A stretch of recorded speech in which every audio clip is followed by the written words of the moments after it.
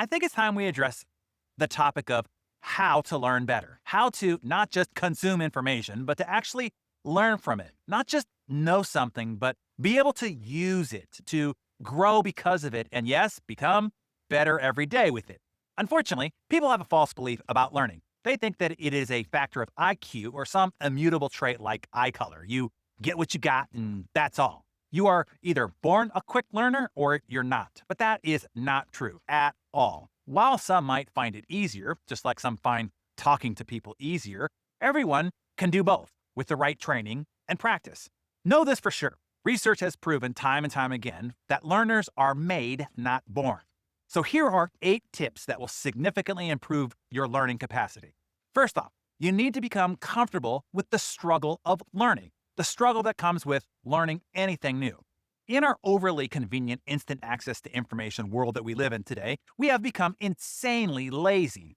Anything that requires us to try hard or think deeply almost seems like a violation, like having to do long-form math when we have a calculator on our phone. As soon as something gets hard, we give up. Why bother when we can just Google it or yell, "Alexa"? When you are learning something new, your brain is physically being rewired. It's working hard. The brain is having to break new ground and pave new pathways. It's literally building new neurotransmitters and connections in your gray matter. This is essentially the equivalent of your brain muscle doing the bicep curls it needs in the gym. In the moment, it might be painful, but the pain is what creates the gain of learning growth. Number 2, become more curious. School mostly rooted out all of our natural curiosity. You were given rules and told what to study and what would be on the test. You were fed the questions versus forcing you to come up with your own. The goal was to be right, to solve for what was already known, not to discover anything new. You have to break that pattern. Start questioning everything. Ask better questions. Challenge all assumptions and stop with the presumptions. And number 3, you have to have a goal for learning, a focus. What exactly are you trying to learn? We are swimming in a sea of information inputs, and all that we see and all that we hear is bombarding us, and our mind is constantly processing the data. But without a focus, our reticular activating system is intentionally filtering it all out, deleting it so that it doesn't fry our system. You have to tell that reticular activating system what it is that you want it to see, what it is that you want it to learn, so that it will find it for you, show it to you, and store it for you. Consider like giving instructions to Google. Without telling it what it is that you're looking for, it just stares back at you with a blank white screen. Now, when you do give it a learning goal, wow, it's even better than Google.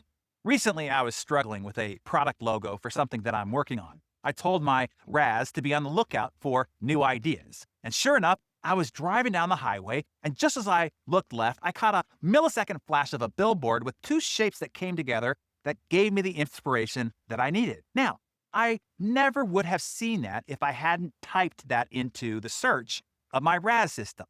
Number 4, learn in focused sessions. Studies prove that concentrated sessions of 30 to 90 minutes learning new material is best. Anything less is just not enough to cement the learning in, and anything more is too much for your brain to take in at one time. If you do have to keep studying, it requires you to take 5 to 10-minute breaks before resetting to go again. This is why I do a 30-minute focused learning session every morning. After my Darren Daily, it is usually focused on whatever book that I'm studying at the moment.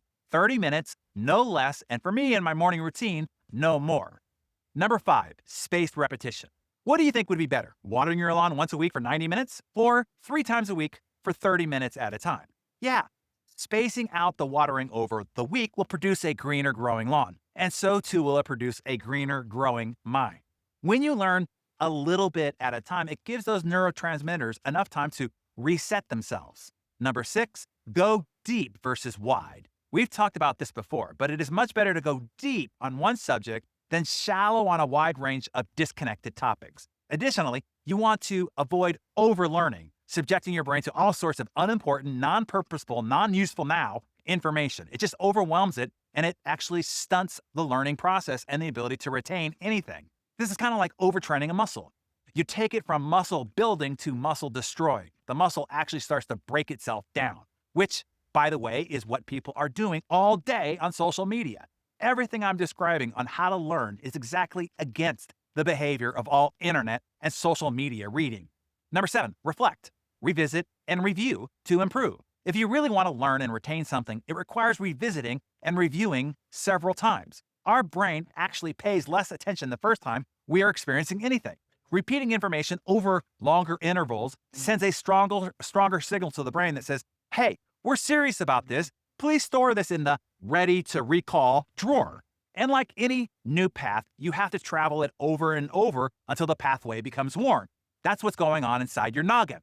And number 8, teach someone else. You don't really know something until you can explain it convincingly to somebody else. My poor wife, she often needs to hear me try to make sense of the ideas or concepts that I want to teach you here. I test them out on her first. If I cannot make it make sense to her, then I definitely haven't learned it well enough to myself yet, and I have to go back to the drawing board. She sends me, which is usually most of the time. Getting what you think you know in your head out of your mouth and into the cognitive understanding of another human being is a whole other level of knowing what you are talking about. By the way, that is how I've gotten so freaking smart. I've had to learn all this stuff so well that I can hopefully explain it coherently to you. And now I have given you the 8-point formula for you to do the same. Never stop learning and never stop pursuing better every day.